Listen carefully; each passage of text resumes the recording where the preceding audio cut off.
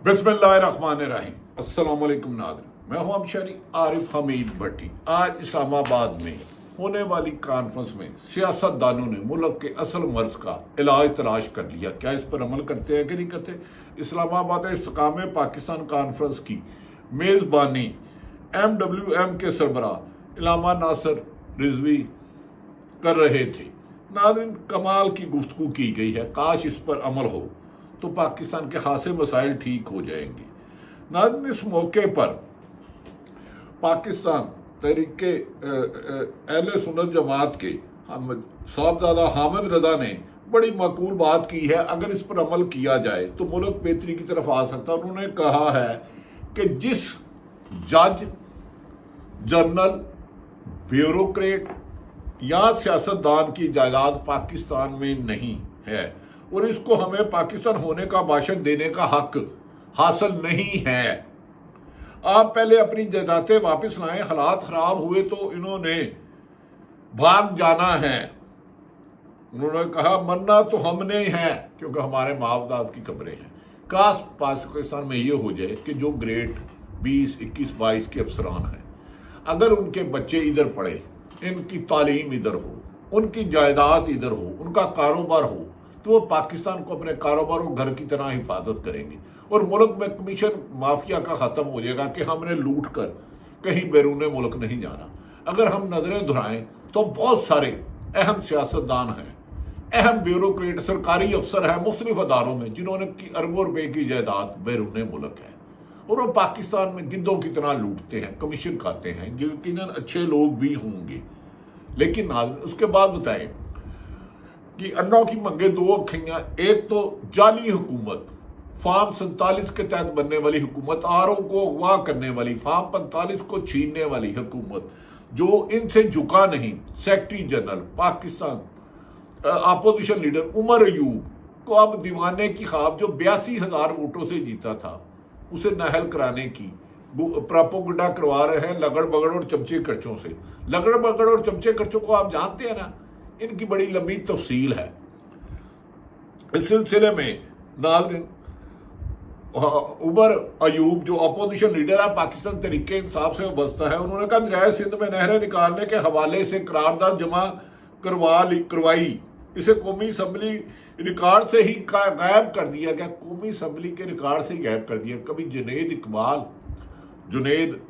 इकबाल खान को, जो पाकिस्तान तरीके से, उनकी तकरीर गायब कर दी जाती है। कभी असम्बली से नकाब और चराकान असम्बली को ले जाते हैं। ये असम्बली है कि कोई जंगल है? इसका जवाब तो स्पीकर साहब ही देंगे।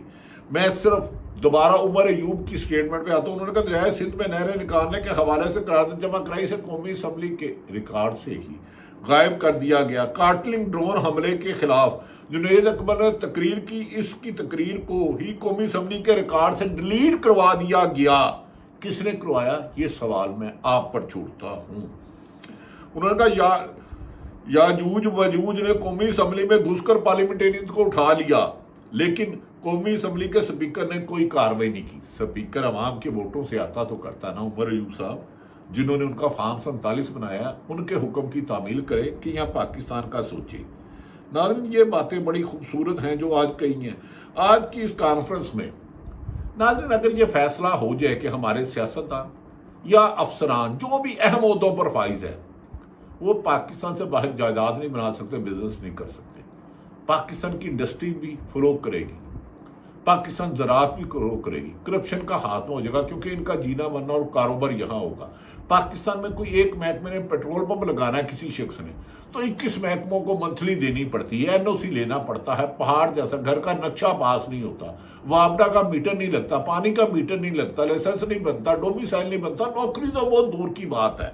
सिर्फ प्राइवेट स्कूलों और प्राइवेट अस्पतालों के डाके इस कदर भर चुके हैं कि एक आम बच्चे की पैदाइश, एक हस्पताल है गालबन हमीद लतीफियाँ कुछ नहीं, उनके बारे में बाद लोगों को कहना है कि 6.5 लाख रुपया लेते हैं एक नॉर्मल केस बच्चे की पैदाइश पे, और स्कूलों की फीस 80-80 हज़ार हो गई है क्योंकि इस माफिया ने आम शहरी को 2 वक्त की रोटी से मफलूज कर दिया है।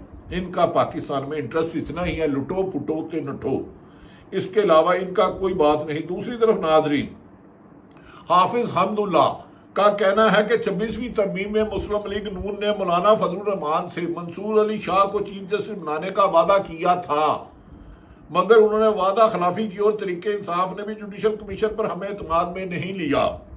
اس بات میں کوئی حقیقت نہیں ہے کہ وزیر اعظم طریق انصاف کا ایوان صدر یا JUFI کا ہے۔ انہوں نے کہا ہے کہ انہوں نے انصاف یعنی کہ منصور علی شاہ کو کیوں نہیں بنایا چیف جسٹس، کیونکہ انہوں نے انصاف کے ساتھ کھڑا ہونا تھا، انہوں نے آئین اور قانون کے مطابق فیصلے دینے تھے، انہوں نے 26ویں جو پاکستان تحریک انصاف کو محسوس رشتے ملی حکومت کو دینی پڑنی تھی، کیونکہ الیکشن کمیشن بھی کہہ رہی ہے اس کی میعاد مدت ختم ہو چکی ہے، وہ سرکاری مراد غلط طریقے سے لے رہا ہے۔ 26ویں ترمیم کے بھیس میں انہوں نے جو انصاف پر ڈاکہ مارا ہے، اس ڈاکہ زنی کی اگر کوئی ہو تو 10 کمیشن بنانے پڑ جائیں گے۔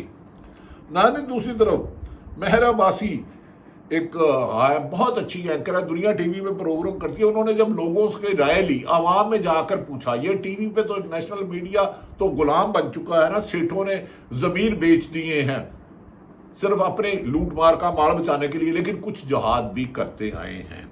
ناظرین، مہر بہاری کے پروگرام میں گئے، انہوں نے کہا ان لوگوں نے عمران خان کا مینڈیٹ چھینا ہے اور زبردستی عمران خان کو جیل میں رکھا ہے، کیوں نہیں نکالتے عمران خان کو باہر؟ یہ عوام نے مہر بہاری کو عوام تک حکومت تک سوال بھیجے، عوام نے کہا مقابلہ کرنا ہے تو 1 to 1 کر لیں، آمنے سامنے کھڑے ہوں۔ عمران خان نے بھی انہیں بند کر رکھا تھا، NRO بھی انہیں عمران خان نے ہی دیا تھا، ڈیل کر کے باہر چلے گئے تھے۔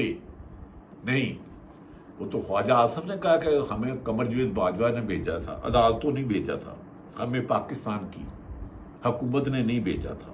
خواجہ آصف ہمیشہ جوڈیشلی جرنیلوں کے ذریعے ہی اقتدار میں آئے۔ قمر جاوید باجوہ صاحب کے ماموں سسر کے پاس سب سے زیادہ یہ جاتے تھے، ایک ناصر مٹھو تھے، ان دو بندوں کا طوطی بولتا تھا، آج کل کسی اور کا بولتا ہے۔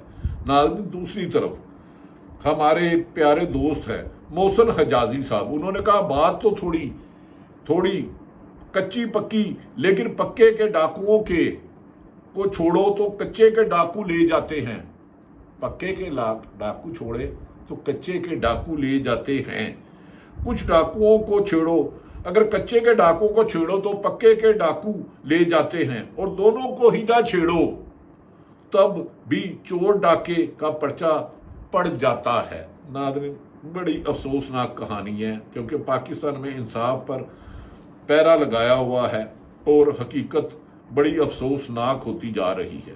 اب آ جاتے ہیں ناظرین، میں نے گزارش کی تھی مختصر سی بات کروں گا، آپ کا وقت قیمتی ہے، اور پاکستان میں سچ پر پیرا ہے بلکہ قہر کا پہرا ہے۔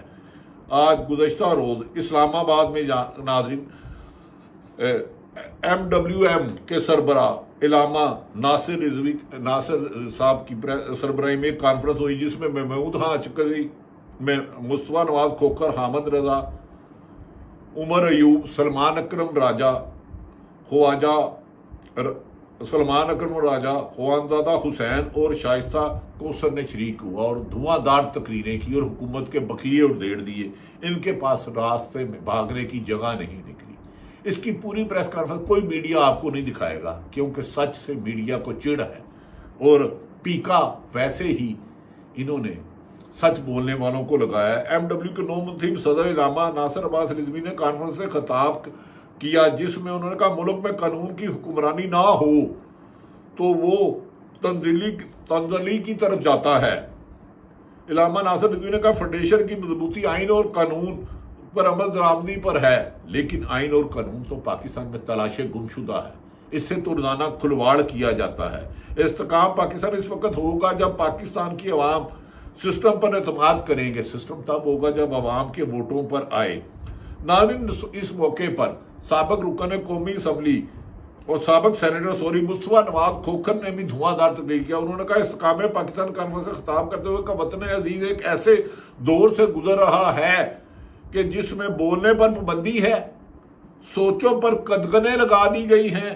مصطفیٰ نواز کھوکھر نے کہا بولنے پر پابندی ہے، سوچوں پر قدغنیں لگا دی گئی ہیں۔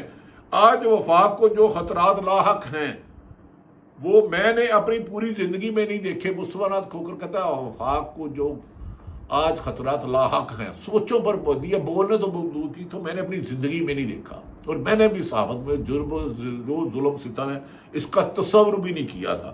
انہوں نے کہا بلوچستان کا کیا حال ہے، وہاں کی مائیں بہنیں اور باسی کیوں سراپائے احتجاج ہیں، ہر باسی رہنے والا سراپائے احتجاج ہے۔ خیبر پختونخوا میں پارا چنار میں کیا ہے؟ مصطفیٰ نواز کھوکھر نے سوال اٹھائے۔ ناظرین یہ وہ بدقسمتی ہے کہ سیاستدان سچ بولے تو میڈیا کور نہیں کرتا۔ ناظرین اس موقع مصطفیٰ نواز کھوکھر نے یہاں تک کہا کہ اس ملک کا جو حال ہے اس میں ججز اور جنرلوں کا بھی کردار ہے۔ مصطفیٰ نواز کو انہوں نے کہا اشرافیہ کو اپنے اختلافات ختم کرنے کی ضرورت ہے۔ ناظرین سیکرٹری جنرل پاکستان تحریک انصاف جو دبنگ آدمی ہے، با کردار آدمی ہے، سچے آدمی ہیں، جھکتے نہیں ہیں، سلمان اکرم راجہ، میری ان سے زیادہ دوستی نہیں ہے لیکن اچھا آدمی ہے۔ مسلم لیگ نون میں بھی اچھے لوگ ہیں، بے شک ہیں، لیکن کچھ منافقین ہر جماعتوں میں ہوتے ہیں اور ہر محکموں میں ہوتے ہیں۔ جنرل سیکرٹری سلمان اکرم راجہ نے استقام کے دوران کہا کہ ہم سب ایک فریب زدہ نظام تلے جی رہے ہیں، جس شہر پر فریب پر مبنی نظام ہے اس میں ہم سب کوفے کے مسافر ہیں۔